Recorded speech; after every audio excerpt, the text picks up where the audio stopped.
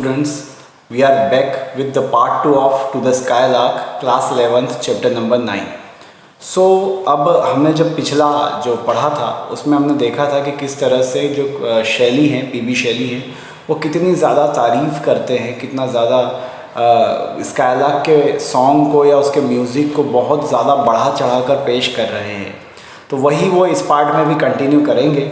So let's start कि वो उसके सॉन्ग के बारे में और क्या बातें कहते हैं। Sound of वर्नल showers on the twinkling grass, वो कहते हैं कि जब जो घास है जो चमक रही है सूरज की रोशनी के ऊपर, उसके ऊपर जब बारिश की आवाज़ होती है, जब बारिश की बूंदें गिरती है, उसकी ड्रॉप्स की जो आवाज़ होती है, रेन अवेकन द फ्लावर्स, तो वो बारिश क्या करती है, ज़मीन पे पड़ती है।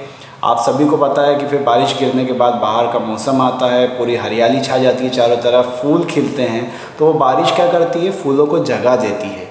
ऑल दैट एवर वास, और जो कुछ भी सारी चीज़ें उस समय होती है, वो खुशी है ना, वो जो क्लियर जो वातावरण पूरा जब इन्वायरमेंट है पूरा क्लियर हो जाता है, फ्रेश हो जाता है, वो सब कुछ भले ही सुंदर लग सकता है, बहुत अच्छा हो सकता है, लेकिन दाई म्यूज़िक, तुम्हारा जो संगीत है वो इन सब चीज़ों को सरपास कर जाता है, वो इन सब से भी ज़्यादा सुंदर है। फिर उन्होंने बहुत ही ज़्यादा बढ़ा चढ़ा कर, बहुत ही अतिशयोक्ति का यूज़ कर जो है उसके म्यूज़िक को, जो स्काईलार्क के म्यूज़िक को या उसकी आवाज़ को है, वो नेचर से भी ज़्यादा सुंदर उन्होंने बता दिया। आगे वो कहता है, टीचर्स स्प्राइट और बर्ड, अरे हमें सिखाओ, तुम जो भी हो, तुम आत्मा हो या पक्षी हो, व्हाट स्वीट थॉट आर थाइन, कि तुम्हारी जो सोच है उसके पीछे क्या छुपा है, कैसे ये इतनी अच्छी सोच है। I have never heard praise of love और वाइन, इतनी सुंदर आवाज़ का जो प्रेम है, इतनी जो सुंदर आवाज़ का जो प्रेम है, वो तो शराब के नशे में भी नहीं है इतना सुंदर। दैट पेंटेड फोर्थ, तुम्हारा जो सॉन्ग है जिसमें जो उत्साह है ना, वो किसी फ्लड या बाढ़ की तरह बह रहा है, जिसके अंदर हम सारे संगीत में डूबे चले जा रहे हैं। कोरस, हाइमीनियल और ट्रिम्फल चैंट। कोरस क्या होता है, जब बहुत सारे लोग समूह में ग्रुप बना के गाना गाते हैं तो उसे हम कोरस सॉन्ग कहते हैं, है ना। हाइमीनियल या किसी शादी में जब कोई कोरस गीत गाया जाता है तो बहुत सुंदर लग सकता है सुनने में। और ट्रिम्फल चैंट, जब लोग कोई जीतते हैं, युद्ध जीतते हैं, तो उस जीत में जो गाते हैं वो भी बहुत ही मधुर और बहुत ही आनंदमय लग सकता है ना। तो वो क्या कहता है कि शादी पर होने वाला संगीत हो या जीत का गीत हो, यह तुम्हारी आवाज़, इसकी तुलना अगर मैं इनसे करूं, इन गानों से करूं, तो वो सारी चीज़ें निरर्थ लगने लगेगी, बेकार सी लगने लगेगी मुझे।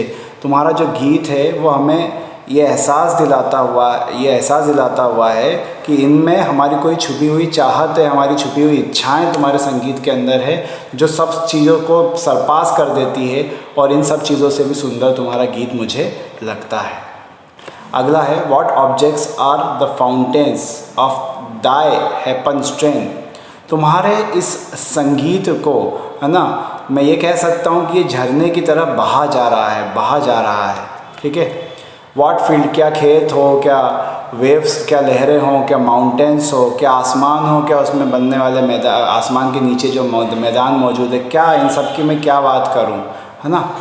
What love of थाइन on kind, what ignorance of fail, या तुम्हारा जो भी है किसी से प्रेम, ऐसा लगता है कि तुम, है ना, जिस दर्द भरी आवाज़ में तुम ये गीत गा रही हो, ऐसा लगता है कि तुम्हें भी किसी से मोहब्बत या किसी से प्रेम हुआ है।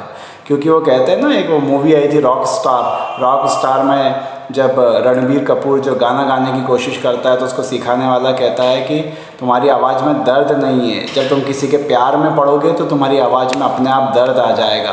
तो यहाँ पे कभी भी यही कहता है कि जितना दर्द तुम्हारे संगीत में मुझे महसूस हो रहा है, ऐसा लगता है तुम भी किसी से प्यार करते हो और तुम किसी के प्रेम में पढ़कर ही ये गीत इतना सुंदर गा पा रहे हो। आगे वो कहता है, with thy clear keen joyance languor can not be shadow of annoyance, है ना। वो कहता है कि व्हाट थाई क्लियर कीन जॉयस, वो तुम्हारे जो संगीत में खुशी है ना, उसको सुनकर मैं ये नहीं कह सकता कि तुम दर्द में हो। मैं कैसे कह दूँ कि तुम किसी दर्द में ये इतना अच्छा संगीत गा रही हो, क्योंकि जिसको दर्द होता है वो दर्द भरे नगमे गाता है। तुम जितनी खुशी से गीत गा रही हो, मुझे नहीं लगता कि तुम इसे जो है किसी दर्द में गा पा रही हो, है ना। शेडो ऑफ अनायंस, दुख की छाया भी तो तुम्हारे आसपास नहीं है, नेवर कम नियर दी, तुम्हारे आसपास तो कभी कोई दुख की छाया भी नहीं पड़ी होगी। Thou lovest but never knew love sad satiety, है ना, तभी तो तुम्हारे मुंह से जो इतना मधुर संगीत निकल रहा है वो मुझे सेटिटी यानी संतोष या जो है संतोष प्रदान कर रहा है। वो दुख में नहीं हो सकता संतोष, ये है ना, किसी के प्यार के दुख में ये संतोष नहीं हो सकता। इसलिए जो मैंने तुमसे कहा कि शायद तुम प्यार में ये गीत गा रही हो, तो नहीं, किसी के दुख में तो नहीं गा रही हो तुम, ठीक है। आगे वो कहता है वेकिंग और अस्लीप, चाहे जागे हुए हों चाहे सोए हुए हों, thou of death must deem things more true and deep than we mortals dream, और how could thy notes flow in such a crystal stream. सोते जागते तुमने भी कभी मौत के सपने नहीं, तुमने तो कभी मौत के सपने भी नहीं देखे होंगे, क्योंकि पक्षियों को क्या आएंगे भाई मौत के सपने, उनको क्या पता सब चलता है ना।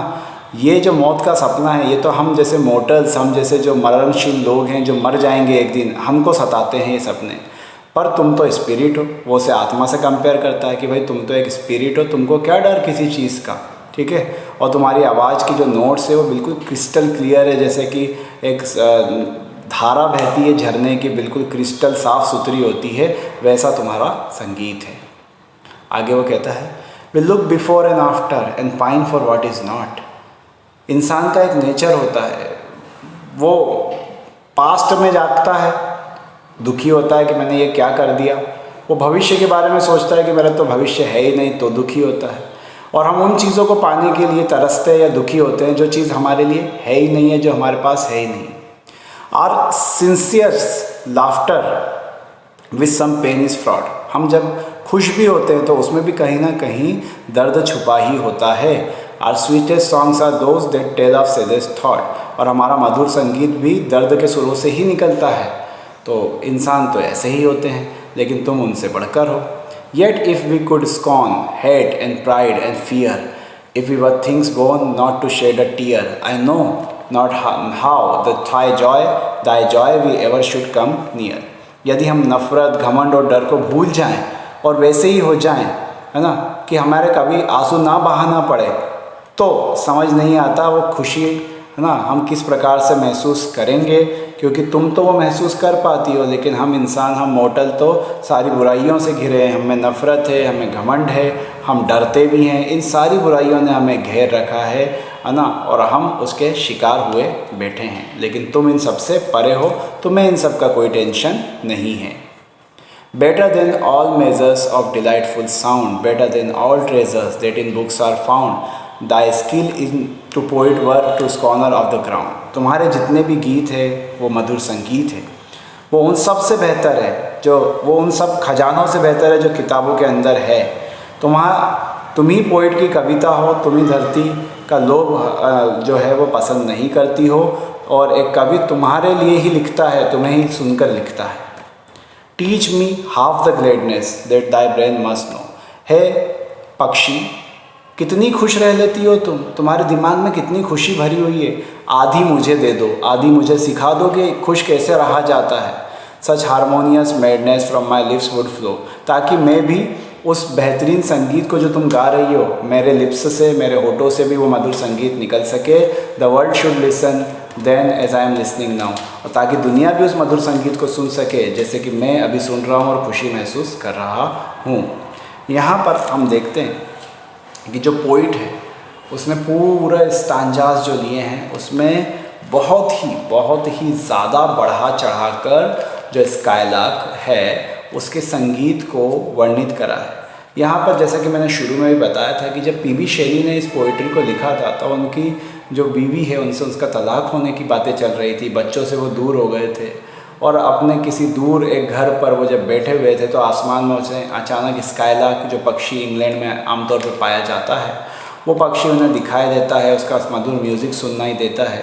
आसपास का माहौल अच्छा है, शांत का सा मौसम है, और जब वो संगीत को सुनने लगते हैं तो बिल्कुल खो से जाते हैं। कवि हैं, शायर हैं, लिखना उनकी पहली पसंद है, लिखना उनकी आदत में है। जब सुना कि कुछ अच्छा मिल गया तो लिख डाला, लिखा और बहुत सारा लिख डाला। स्काईलार्क को ऑड टू स्काईलार्क जो है वो उन महान रचनाओं में से एक मानी जाती है जो किसी भी नेचर या नेचुरल चीज़ पर, जैसे कि पक्षी पे, पेड़ों पर जो लिखी गई है, उनमें स्काईलार्क को बहुत ही बेहतरीन श्रेणी में रखा जाता है। तो ये पोएम तो ख़त्म हो जाती है और साथ ही हम इसके क्वेश्चन आंसर्स देखेंगे। Thank you for watching.